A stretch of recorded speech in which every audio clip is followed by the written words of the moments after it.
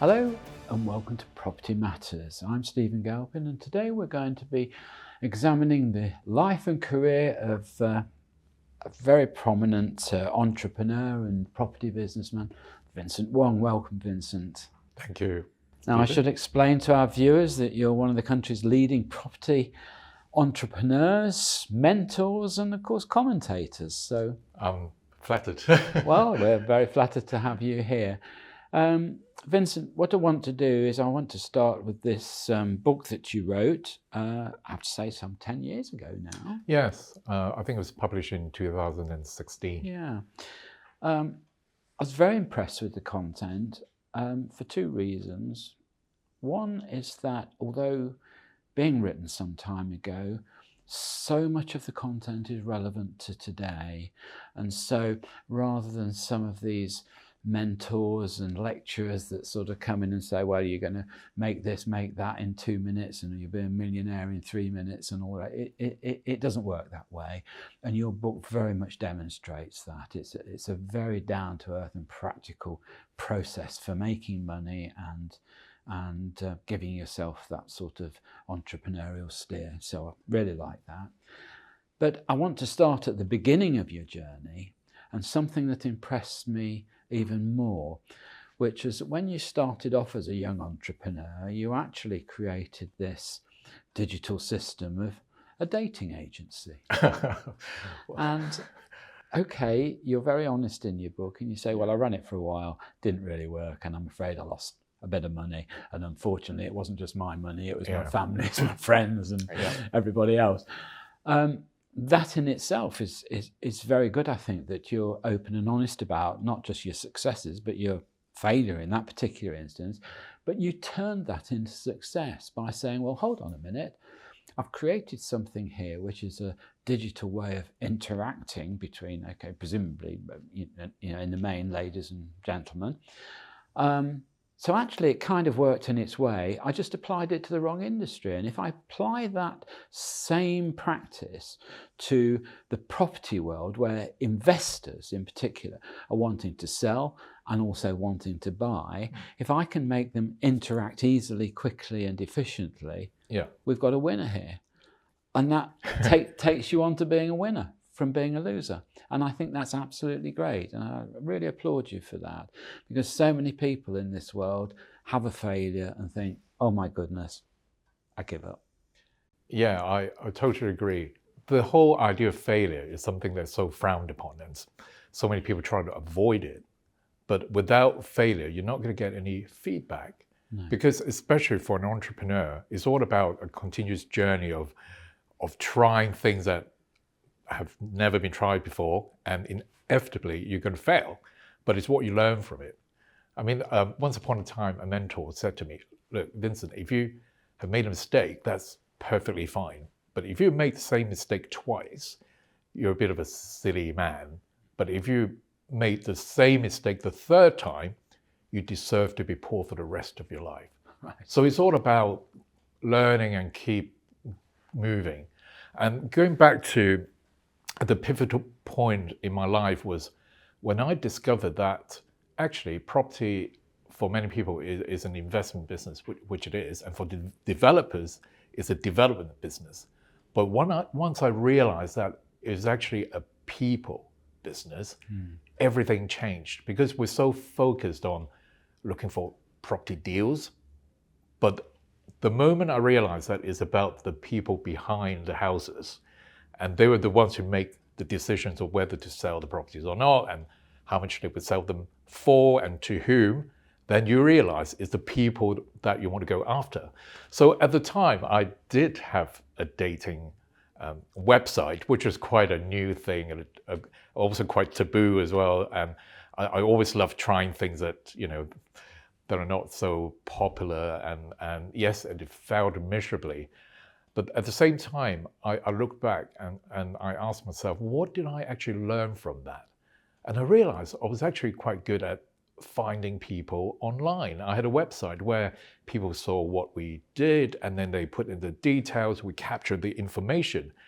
And the moment I realized that I could actually apply to home sellers who needed to sell the properties quickly, then I just simply applied the same method. And within a short space of time, instead of getting a whole lot of people wanting, dates, I had a lot of sellers wanting to sell the properties, not to estate agents, but to us. And that's how we started this property business. And it's almost like looking at a tiger in another stripe, and it just worked. Interesting. I had a friend of mine who started a business, a very high-class grocery delivery business, really top-end stuff, almost the sort of Fortnum and Mason, that sort of thing. I said to him, oh, good heavens, how are you going to make any money at this? And he says, well, we've got a lot of customers. So I said, yeah, you're not answering the question. How are you going to make money? And he said, I'm not interested in selling groceries. He says, but I now have the most fantastic database of extremely wealthy people who don't care what they spend on groceries, as long as it's the best and whatever. Yeah. And he says, for me to get that database in any other way would have been almost impossible. Yeah. And he said, the value of my business is now in that database. Oh, completely. I agree. And selling that on. So it's this ability, which obviously you have, to think outside of the box and look at a wider spectrum of what the business is about. Yeah, I mean, at the time, I still didn't know what I was doing exactly. I thought I'll give it a go. I mean, I had nothing to lose. I think many people think that you have to be perfect and have all the, ducks in a row, and then you take actions. But in reality, you just have to go and do it and try it, and then learn from your mistakes. And that's exactly what I was doing. And it just became an overnight success in that business, which was so unexpected. And you're right, your network is your net worth. You need to have that database, because the more people you deal with, the more opportunities you create. Well, let's move on to your next phase, which is I know that Wealth Dragons, for instance, had hundreds of sort of meetings and seminars and learning sessions. And of course, I guess every one of those sessions introduces you to hundreds of new people. Oh, completely. That's the main reason why we did this in the first place. Apart from the fact that I enjoy imparting my knowledge and experience to as many people as possible. On the one hand, I really dreaded public speaking. It's one of those things that I just would never embrace. But then I thought maybe that's exactly the thing that I needed to do. The first time I stood on stage in front of a bunch of people, I almost collapsed into a heap. But then you get better at it. And I think that's one thing that I learned, is that you've got to have to face your fear. And subsequently, we found that the more people came to our seminars, the more opportunities that we had. We had, people literally presenting money to us, wanting us to invest the money for them, which was something that would have been extremely difficult when you did it on a one-on-one basis. Because it's all about positioning. The moment you're on stage being that expert, people would come to you, and also you share with them your knowledge and a lot of information. So through the events we've been running, pretty close to 1,000 of them over the years, we've grown tremendously personally and also economically, I would say. So your first invited sort of seminar, if we can term it that way, were you nervous that you'd get the people there? It was fortuitous that we ran the first seminar, because we didn't expect to have anyone attending at all. And it just happened back in 2008 when the market crashed and nobody could get finance to either finance or refinance the properties. And I figured out how to do it without using mortgage finance, which you probably know already, using something called a lease option. You lease a property with an option to buy. And at the time, people kind of talked about it, but nobody implemented it in the UK. So I just took massive action, and I got a lawyer who had 40 years of experience in commercial law. He was just about to retire, and very quickly we put together a contract that would make it work legally in the UK. And so at the time also, I had a lot of sellers who wanted to sell their properties not because they wanted to make a profit, they just wanted to get someone to take over the mortgage payments. They couldn't afford to pay the mortgage. So that was perfect for a lease option. So we did a few deals, and we documented in a book that we self-published called Step-by-Step Guide to Lease Option, which is full of typos and errors. But nonetheless, that kind of pivoted me to becoming an authority in this. So when we send an email to our database to say, hey, there's another way to make money in property, overnight we had tons of people registering for our first seminar. They paid quite a lot of money, and because they want to learn something that was just so exclusive to us at the time. And so that's how our training business began. It's just because everybody wanted to learn, and I didn't know how to teach them, so I just kind of stood there and just winged it. But I think the content at the time was just invaluable. Well, of course, the timing was quite fortuitous, wasn't it? It was, yeah. Everybody was stuck with property. I can remember at that time driving round, and I can remember some sort of 2 years later seeing the first sold board on a property. I thought, gosh, I haven't seen one of those for 2 years. I don't think everything was stuck, wasn't it? Everything was absolutely stuck. Okay, well, look, Vincent, I want to talk to you more about your journey and look at a little bit of the detail of some of your transactional advice. We'll do that in the second half of the show. So join me again after the break when Vincent and I will carry on the conversation.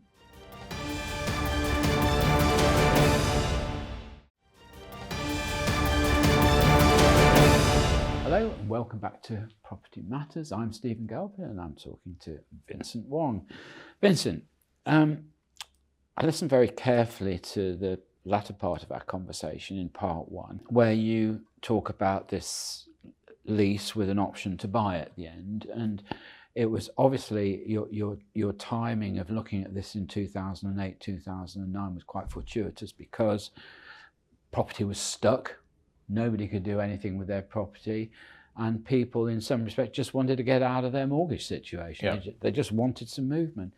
Now, that's fine. So I'm putting myself into that category, and I'm going to say, well, okay, so one of your guys comes along to me and says, we want to lease your property 3, 4, 5 years, whatever it is, with an option to buy at the end. How do I know you can honour that option? How do I know I'm not just signing a pretty, well, bit of a sort of manifesto type document? To answer your question to begin with, you do it through lawyers. So it's not just a case that you sign a piece of paper without the seller understanding what the contract is about. So you have the heads of terms, which will be presented to both the seller's lawyer and our lawyer, who will be specialized in a deal of this nature, i.e. a lease option. So we're both legally bound. But how do I know you've got the money to do it? You don't know. I mean, is that just a commercial risk? For a start, you're going to have to make sure that you establish some sort of trust. Of course, if I don't honor the mortgage payment, then I'll default on the contract. I can be sued because it's all done through the lawyers. It's not a case that you just walk in as someone from a company and demand that I would take over your mortgage payment.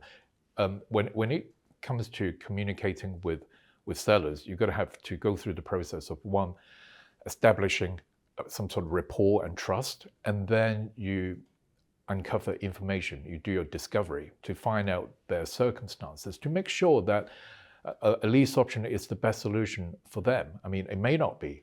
For example, if a seller actually has a lot of equity in their property, they probably want to cash out and not want to just walk away without having anything. So it has to be a win-win situation. So in this case, what's the alternative to the seller is that they leave it on the market. If they can't service the mortgage and they run into arrears, they are at risk of being repossessed. And the equity's gone. And the equity is gone. And that's something that you want to avoid at all costs. So all it is just a solution, a potential solution that you offer to the seller to make it win-win. And for the investors, the benefit is that you actually don't you use a mortgage. You don't need any deposit or money upfront because it's all to do with negotiation on the terms rather than the price. Everyone talks about negotiation being, trying to get the best discount, the below market value, but it's not always true. It's all about having the right terms that will serve both parties, and then you have a deal that is win-win. And that's a whole basis of a lease option. And yes, of course, you have to honor your agreement. And there was one particular investor many years ago when lease option became the new kid on the block. He took on quite a lot of properties, and he didn't actually pay the sellers' mortgages. Of course, he ended up in jail. Mm. That's a consequence. So your ethics have to stand in the very heart of your business, just like any professions. Okay, so that was a very commendable, useful, and practical solution for the 2008 to probably 2012 time span. How has that progressed since? It's the same. I mean, sellers' situations are the same whether in 2008 or 2028. People sell their properties for the same reasons, not just in the UK, but throughout the world. And that's the reason why I've successfully implemented my strategies in different countries, like in Malaysia, Singapore, and in the Netherlands, and of course here in the UK, because it's all to do with people. So today you still have sellers selling the properties because of different circumstances, like, you know, they're relocating, or maybe they're moving abroad, or in more urgent situations, they're facing repossession or eviction, or relationship breakdowns, and these situations are the same throughout the decades. They don't change. The moment we understand that, any discount that you want from sellers has to come from adding value to these homeowners, allowing them to move on. That's when you get the most discount. While others believe that is all to do with getting your toolbox out to do development, to do renovation. Yes, you do that as well, but if the bulk of your discount can come from adding value to the homeowners, they will give you the equity that you're asking for, because to them, it's just a number. Now, you mentioned a number of countries there. Have you had any particular difficulties in more so in one country than another? Oh, pretty much every country that I've been to, because it's such a new thing. In particular, in Malaysia, when I first went there, people are generally very, very skeptical. I was there firstly in 2011, and the Malaysians were investing in new built properties, a bit like Dubai you've seen throughout the years. Nobody was interested in investing in the secondary market. They all bought new builds from developers, and everyone was making money.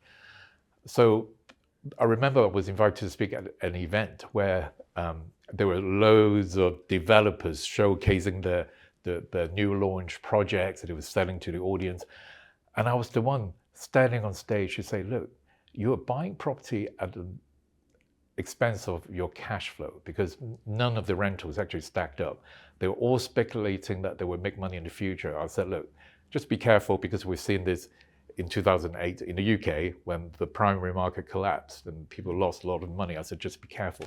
They literally just booed me off the stage, and the developers were so upset, and they obviously didn't invite me back to speak again until in 2014 when the market started to cool, and that's when I returned and people started to listen. Yes, it's interesting, isn't it? It does take a cooling market to get people to open their minds sometimes. Yeah. Because otherwise, why would anyone listen when everyone is wrapped up in the bubbles? Well, it's very much the same in the estate agency world. You talk to some of the bigger agents, and they'll say, in the good times, we don't need negotiators. All we need is order takers. Yeah. In the bad times, we need clever people who can explain with credibility why the property hasn't sold, what we're going to do about it, how we're going to remarket, have we got any fresh ideas. Yeah. Two contrasting markets, isn't it? But both very difficult to control. Yes, but estate agents, as you know, are always hyping the market, that they want to create that FOMO effect so that people will overbid. So if you're an investor, you should stay away from them. Well, that takes us back to your dating agency. Yes, so now I think the estate agents are not going to be very pleased with me for saying that. Well, no, but you created this process of investors being able to communicate with each other, whether buying or selling. And that's a very, very astute, clever idea. I like it a lot. Well, I don't think you absolutely need a platform to facilitate that. I think anyone can be a deal maker in the property business. So yes, property is an investment business, but the moment you realize that it's also a deal-making business, you can actually put buy and sellers together and facilitate deals. That's when you can actually profit from it without having to buy property. Now, as you know, we do a number of sort of programs in property TV, some of them to do with people writing in with various questions to do with the property market. And of course, a lot of them ask the same question in many different ways. Which would you say is the most important, the buying process or the anticipated selling process? In other words, what's more important, the way in or the way out? Oh, 100% the buying process. That's a mantra that I've been following for the past 25 years is in property, you make money when you buy, not when you sell. When you pay a good price in relation to its value, then you make money immediately. And in doing so, that's how you explain why people can refinance their properties rather quickly than having to speculate for years. Because unless you've got a crystal ball, you never know what's the good location. I mean, if you ask 5 economists what the UK economy is going to be like in 5 years' time, you probably get 5 different answers. So rather than speculate, it's much better to know the intrinsic value of every deal you get into. And the only way you know it is to know how to value assets. That's the primary skill. And looking at prices on portals like, Rightmove or Zoopla, they are all inflated prices. You need to understand the underlying values, and then you attempt to pay a good price to get your genuine discount. And that's how you make money. Well, yes, and in simple terms, I guess what you're saying is that the buying process is something totally within your control, isn't it? Yeah. Whereas at the end, the exit is not in your control because economic climates. I mean, I was listening to something on the television the other night. They were talking about some of the manifesto claims that the politicians are coming up, and they said, well, is this realistic? And the guy said, well, I don't have a crystal ball. He said, I'm an economist, but I don't have a crystal ball. So he said, they might be able to do it. They might not be able to do it. Yeah. Who knows? 5 years' time, we'll know. I agree completely, yes. And if you apply that principle, it could be quite useful to keep you disciplined, couldn't it, really? Yes, I agree. And I think discipline is something that we do need in the property business sometimes. Okay, Vincent, look, thank you very much for sharing your journey with us. I really feel quite privileged to have you on the show. Oh, the pleasure's mine. Your knowledge is without question, really, and very appreciative of you being here. Thank you. So there we are. Love your book, Property Entrepreneur. Thank you for coming on. Thank you for watching. See you again next time on Property Matters.